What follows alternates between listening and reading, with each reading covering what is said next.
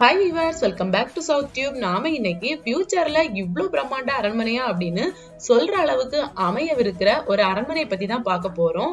இந்த அரண்மனை எங்க இருக்குன்னு பாத்தீங்கன்னா தமிழ்நாட்டுல கன்னியாகுமரி டிஸ்ட்ரிக்ட் இரணியல் அப்படிங்கிற பகுதியில தான் அமைஞ்சிருக்கு. ஆமாங்க, இரணியல் பேலஸ் பத்தி தான் பார்க்க போறோம். இந்த அரண்மனை தக்கலையில இருந்து 6 கிலோமீட்டர் டிஸ்டன்ஸ்லயும் நாகர்கோயில இருந்து 12 கிலோமீட்டர் டிஸ்டன்ஸ்லயும் தான் அமைஞ்சிருக்கு. குறிப்பா சொல்ல போனா எங்களோட ஊருக்கு பக்கத்துல தான் அமைஞ்சிருக்கு. சரி, நம்ம எல்லா இடங்களுக்கும் போய் ஹிஸ்டாரிக்கல் பிளேசஸ் எடுத்து போடுறோமே, நம்ம ஊருக்கு பக்கத்துல இருக்க பேலஸை பத்தி போடுவோம் அப்படின்னு சொல்லிட்டு தான் இந்த பேலஸுக்கு போய் இப்போதைக்கு இந்த பேலஸோட கண்டிஷன் எப்படி அப்படின்னு தெரிவிக்கிறதுக்காக தான் இந்த வீடியோவை நான் போட்டிருக்கேன். அரண்மனையோட எஞ்சிய பகுதிகள்னு பாத்தீங்கன்னா படிப்புறம், குதிரை மாளிகை, வசந்த மண்டபம் தான். படிப்புறம் அப்படிங்கிறது படியிலேருந்து ஏறி என்ட்ரன்ஸ் வழியா அரண்மனைக்குள்ள என்ட்ரு ஆகுற அந்த என்ட்ரன்ஸ் தான் சொல்றாங்க. படிகள் எவ்வளவு நீளமான கருங்கற் படிகளா இருக்கு அப்படின்னு பாருங்க. இதுலயுமே பில்லர்ஸ் என்ட்ரன்ஸா வந்து முன்னாட்கள்ல இருந்திருக்குது. இப்போ பில்லர்ஸ் முத கொண்டு அப்படியே கீழே தான் விழுந்து கிடக்குது, பார்த்தாலே தெரியும். முன்னாடி எல்லாம் வீடுகள்ல வந்து வழிபோக்கர்கள் உட்கார்றதுக்காக லெப்ட் ரைட் சைட்ல வந்து படி மாதிரி கட்டியிருப்பாங்க. அந்த ஒரு ஸ்டெப் வந்து மேல படிகளை விடவும் ஒரு ஸ்டெப் மேல வந்து ஏந்தி கட்டியிருப்பாங்க. அதே மாதிரிதான் இங்கேயும் அமைய பெற்றிருக்கு. இப்ப அது எல்லாமே புதர் மண்டி போய் இருக்குது. இந்த அரண்மனை பாத்தீங்கன்னா 2 மாடி கட்டமைப்பு கொண்ட அரண்மனை. இப்போதைக்கெல்லாம் ஃபர்ஸ்ட் ஃப்ளோர் செகண்ட் ஃப்ளோர் சொல்லலாம். அதே மாதிரி 2 மாடி கட்டமைப்பு கொண்ட அரண்மனை தான் இந்த அரண்மனை. அரண்மனையோட முற்றம் அந்த முகப்புல இருக்கக்கூடியதான் குதிரை மாளிகை. நாம இப்ப போயிட்டு இருக்கதான். இங்க ஃப்ளோர் ஆகட்டும், அந்த சைட்ல இருக்கக்கூடிய சுவர்கள் ஆகட்டும், எல்லாமே அந்த பழமை மாறாம அப்படியே அச்சு அசலா செய்யணும் அப்படின்னு ஜெயலலிதா அம்மையார் வந்து அறிவுறுத்திருக்காங்க. அதனாலதான் அதே எப்படி வந்து பழமையில இருந்துச்சோ அதை அப்படியே அவங்க வந்து சீரமைச்சிட்டு இருக்காங்க. மர வேலைப்பாடுகள் ஆகட்டும், சின்ன சின்ன அந்த ஜன்னல் கதவுகள், சின்ன சின்ன வேலைப்பாடுகள், நுணுக்கமான வேலைப்பாடுகள் அப்படின்னு சொல்லுவோம்ல, எல்லாமே அச்சசல் மாறாம அப்படியே பண்ணிட்டு இருக்காங்க. மர வேலைப்பாடுகள் எல்லாமே இங்கேயே ஆட்கள் வச்சு செஞ்சு அதை தான் இங்க வந்து அமைச்சிட்டு இருக்காங்க. 2 மாடி அரண்மனையா இருந்தாலும் இந்த அரண்மனை 4 கட்டு வீடு அந்த அமைப்புலதான் கட்டப்பட்டிருக்கு. 4 சைட்லயுமே சுற்றியுமே சின்ன சின்ன அறைகள், சின்ன சின்ன ரூம்கள் வந்து இருக்குது. கிட்டத்தட்ட எல்லா அறைகளுமே சீரமைச்சிட்டாங்க. ஃபர்ஸ்ட் ஃப்ளோர்லயும் ஆல்மோஸ்ட் அந்த அறைகள் எல்லாம் சீரமைச்சிட்டாங்க. அந்த மர சட்ட வேலைப்பாடுகள் அமைப்பு, அந்த கூரை அமைப்பு மட்டும்தான் பெண்டிங்ல இருக்குது. அதுவும் சீக்கிரமாவே வேலைகள் முடிஞ்சிடும் அப்படின்னு அந்த வேலை செஞ்சுட்டு இருக்கவங்க சொன்னாங்க. 4 கட்டு வீடுகள்ல அந்த சென்டர் பகுதி வந்து தண்ணீர் வந்து விழுற இடமா இருக்கும். அந்த பகுதி பாத்தீங்கன்னா ஃபுல்லாவே டேமேஜா தான் இருந்திருக்குது. அதனால ஃபுல்லாவே தோண்டி அந்த பகுதியையும் அவங்க சீரமைச்சுதான் கட்டியிருக்காங்க. ஒருவேளை ஃபியூச்சர்ல ஏதோ அசம்பாவிதங்கள் நடக்கலாம் அப்படிங்கிறதுக்காக தான் ஃபுல்லாவுமே கம்ப்ளீட்டா தோண்டி தான் அவங்க மறுபடியும் அமைச்சிருக்காங்க. 2 இயர்ஸ்க்கு முன்னாடி இந்த இடத்துல அரண்மனை மட்டுமல்லாம எல்லா பகுதிகளுமே புதர் மண்டி போய் ஃபுல்லாவே அந்த கூரை முத கொண்டு கீழே விழுந்த நிலைமையில யாருமே உள்ள போக முடியாம, பாம்பு வர்றது கூட தெரியாத அளவுல அப்படிதான் இருந்திருக்கு. இப்போதைக்கு எல்லா இடத்தையுமே கிளீன் பண்ணிட்டு இருக்காங்க. இந்த பேலஸ் சீரமைக்கப்படுறதுக்கு முன்னாடி எப்படி இருந்தது அப்படின்னு பாக்கணும்னு நினைச்சீங்கன்னா நம்ம வீடியோல ஆல்ரெடி நாங்க அப்லோட் பண்ணிருக்கோம். வீடியோட லிங்க் வந்து டிஸ்கிரிப்ஷன்ல கொடுத்திருக்கேன். நீங்க பாக்கலன்னா கண்டிப்பா போய் பாருங்க. இரணியல் அரண்மனையோட சேர்ந்த பகுதிகள் அப்படின்னு பாத்தீங்கன்னா கிட்டத்தட்ட 6 ஏக்கர் பரப்பளவுல முன்னாடி காலத்துல இருந்திருக்குது. இப்போதைக்கு பாத்தீங்கன்னா எஞ்சிய பகுதிகள் மட்டும்தான் நம்மளால பார்க்க முடியும். மிச்ச பகுதிகள் எல்லாமே மக்களோட ஆக்கிரமிப்பினால அழியப்பட்டிருக்கு. மன்னர்கள் கோயில்களை கருங்கற்களை கொண்டு ரொம்ப ஸ்ட்ராங்காவே கட்டியிருப்பாங்க. ஆனா அவங்க வாழ்ற இடங்களை அப்படி கட்டியிருக்க மாட்டாங்க. அப்படிதான் இந்த பேலஸையும் அவங்க படிகள், அதுக்கப்புறம் பில்லர்ஸ் மட்டும் தான் கருங்கற்களை கொண்டு கட்டியிருக்காங்க. மற்ற பகுதிகள் சுவர்கள் ஆகட்டும், இதர பகுதிகள் ஆகட்டும், எல்லாத்தையுமே செங்கற்கள் கொண்டுதான் கட்டியிருக்காங்க. கூரை பகுதிகளை மரத்தால் கொண்டுதான் கட்டியிருக்காங்க. இந்த அரண்மனை 8ஆம் நூற்றாண்டுல சேர மன்னனால உதய பெருமானாலதான் கட்டப்பட்டிருக்கு. இருந்தாலும் இந்த அரண்மனையோட அந்த கட்டமைப்புகளை பார்க்கும்போது சேர பாண்டிய அந்த கட்டமைப்பு எச்சங்களை தான் பார்க்க முடியுது அப்படின்னு வல்லுநர்கள் சொல்றாங்க. சேர நாட்டோட கிளை நாடுகள் நிறையவே இருந்திருக்கும். அந்த கிளை நாடுகள்ல ஒரு பகுதியா தான் இந்த பகுதி வந்து இருந்திருக்கு. அதோட தலைநகரமா தான் இந்த இடம் வந்து அமைஞ்சிருக்கு. அதனாலதான் இந்த இடத்துல செல்வங்கள் சேர்த்து வைக்கிறதுக்காகட்டும், அரசியல் சம்பந்தப்பட்ட எந்த விஷயங்கள் ஆகட்டும் இந்த இடத்துலதான் அவங்க அமைச்சிருக்காங்க. அந்த மன்னனுக்கு பின் வந்த வழித்தோன்றல்களும் இந்த பகுதியில தான் ஆட்சி செய்து வந்திருக்காங்க. கடைசியா 16ஆம் நூற்றாண்டுல உதய மார்த்தாண்ட குலசேகர பெருமான் அந்த மன்னன் தான் ஆட்சி செய்து வந்திருக்காங்க. கடைசி ஆண்ட மன்னனும் சரி, இந்த அரண்மனையை கட்டின உதய பெருமான் அந்த மன்னனும் சரி, 2 பேருமே விஷம் கொடுக்கப்பட்டுதான் கொல்லப்பட்டிருக்காங்க அப்படிங்கிற நியூஸ் வந்து தெரிய வருது. உதய மார்த்தாண்ட வர்மாவோட காலத்துக்கு அப்புறம் தான் தலைநகர் வந்து பத்மநாபபுரத்துக்கு மாற்றி அமைக்கப்பட்டிருக்கு. நிறைய செல்வங்கள் இந்த அரண்மனையில இருந்து களவாடப்பட்டிருக்கு. அதுக்கப்புறம் இந்த அரண்மனையை யாராவது கவனிச்சிருப்பாங்களா அப்படிங்கிற நியூஸ் வந்து நமக்கு தெரியல. ஆனா நிறைய வருடங்களா இந்த அரண்மனை வந்து கவனிப்பாரற்ற நிலைமையில தான் கிடந்திருக்கு. கன்னியாகுமரி தமிழக அரசோட ஜாயின் ஆனதுக்கு அப்புறமும் இந்த அரண்மனை இதே நிலைமையில தான் இருந்திருக்கு. இந்த பண்டைய கால அரண்மனையோட நிலைமையை தெரிஞ்சு அதை சீரமைக்கிறதுக்காக ஜெயலலிதா அம்மையார் ஆட்சி காலத்திலேயே இதை சீரமைக்கிறதுக்காக நிதியும் ஒதுக்கப்பட்டிருக்கு. அவர் சட்டமன்றத்துல அதை அறிவிச்சிருப்பாங்க. ஆனா அதற்கான எந்த வேலைகளுமே நடக்கல. கிட்டத்தட்ட 2 வருடங்களுக்கு முன்னாடிதான் சீரமைக்கிற வேலைகள் நடந்துட்டு இருக்கு. ஃபாஸ்டா வேலைகள் நடந்திருக்கு. கூடிய சீக்கிரத்துல ஒரு 3 இயர்ஸுக்குள்ள வேலைகள் முடிக்கப்பட்டு ஃபியூச்சர்ல டூரிஸ்ட்லாம் அலோவ் பண்ணுவாங்க.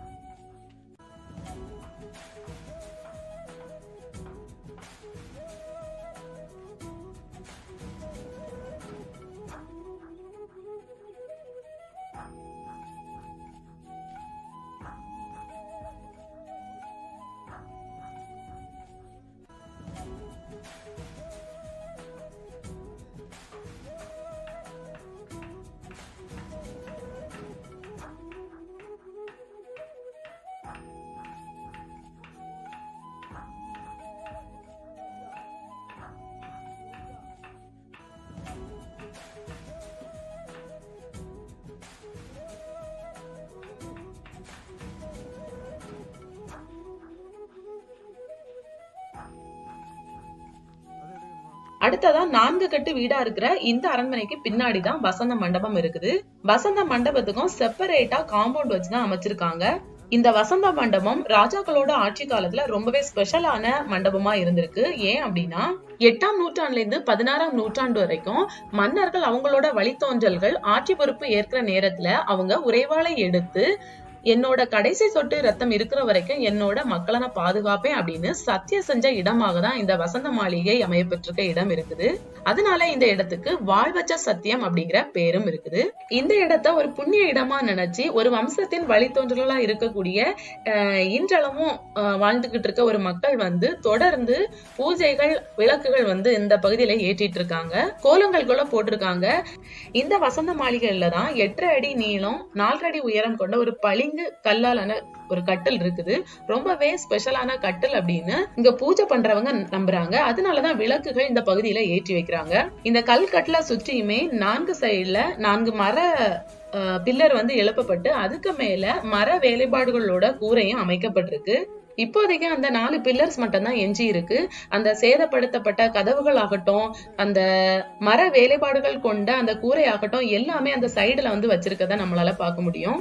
என்னோட ஹஸ்பண்ட் ஸ்கூல் காலேஜ் எல்லாம் படிக்கிற நேரத்துல இந்த அரண்மனைக்கு அடிக்கடி வருவாங்களாம். வர நேரத்துல இந்த கட்டில்ல, இந்த கல் கட்டில்ல தூங்குவாங்க அப்படின்னு சொல்றாங்க. அந்த நேரத்துல எல்லாம் இந்த கூரை அமைப்பு, பிரம்மாண்டமான கூரை அமைப்பு இருந்ததா கூட சொன்னாங்க. அந்த நேரத்துல கூட கவர்மெண்ட் பார்த்து சீரமைச்சிருந்தா கூட இந்த அளவுக்கு டேமேஜ் ஆயிருக்காது இந்த அரண்மனை.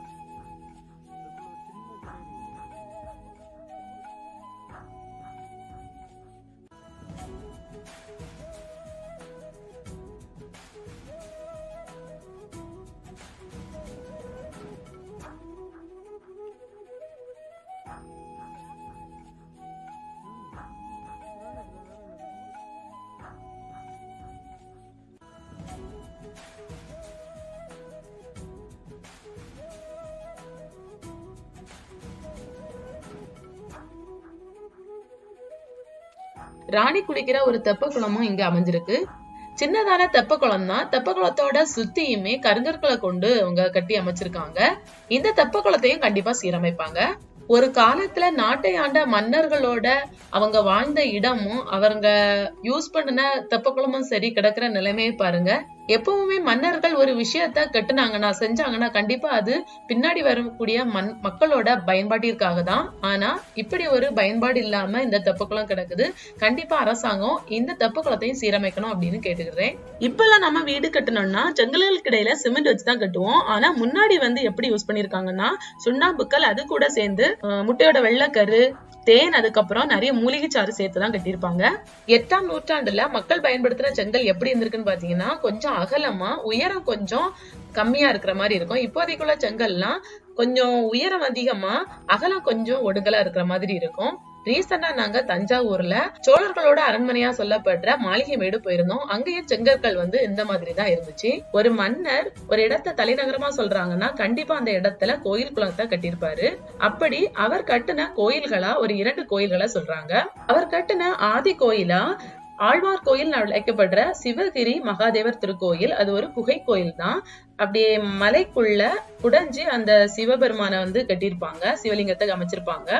அந்த கோயில் சுற்றியுமே ஃபுல்லாவே வயல்வெளியா இருக்கும். அதனால நீர்வரத்து அதிகமா இருக்க நேரத்துல அந்த கோயில் ஃபுல்லாமே மூழ்கிற நிலைமையில இருக்குமா.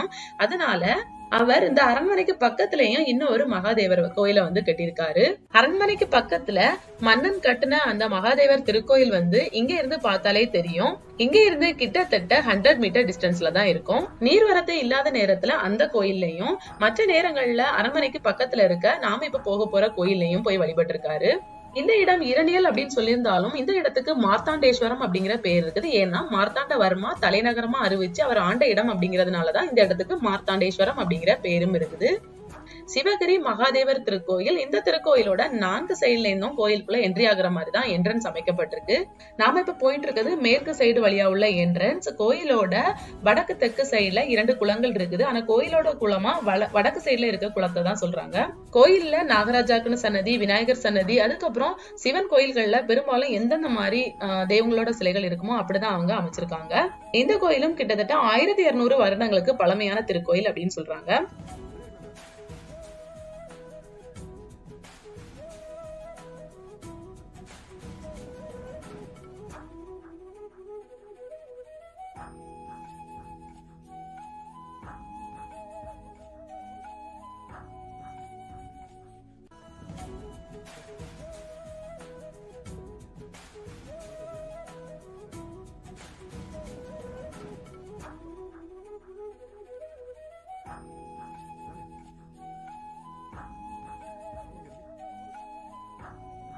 இதுதான் கோயிலோட மெயின் என்ட்ரன்ஸ். கிழக்கு சைட்ல இருந்து கோயிலுக்குள்ள என்ட்ரி ஆகக்கூடிய என்ட்ரன்ஸ். இங்கே ஒரு கோயில் இருக்குது. ஆனா லாக் பண்ணியிருந்தாங்க. நம்ம மேற்கு சைட்ல இருந்து வந்ததுனால நம்மளுக்கு டைமும் அதிகமாயிடுச்சு. அதனால அங்க போக முடியல.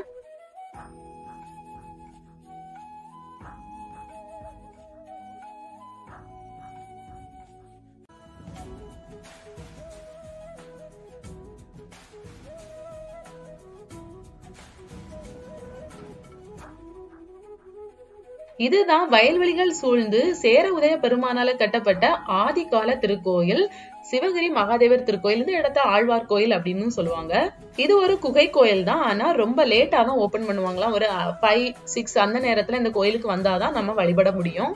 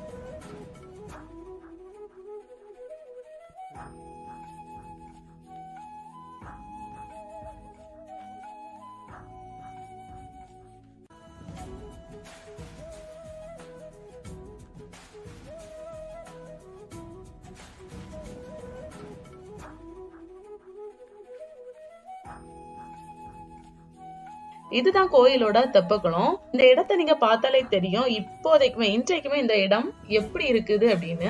அப்போ 8ஆம் நூற்றாண்டுல இந்த இடம் எப்படி இருந்திருக்கும் அப்படின்னு கொஞ்சம் யோசிச்சு பாருங்க.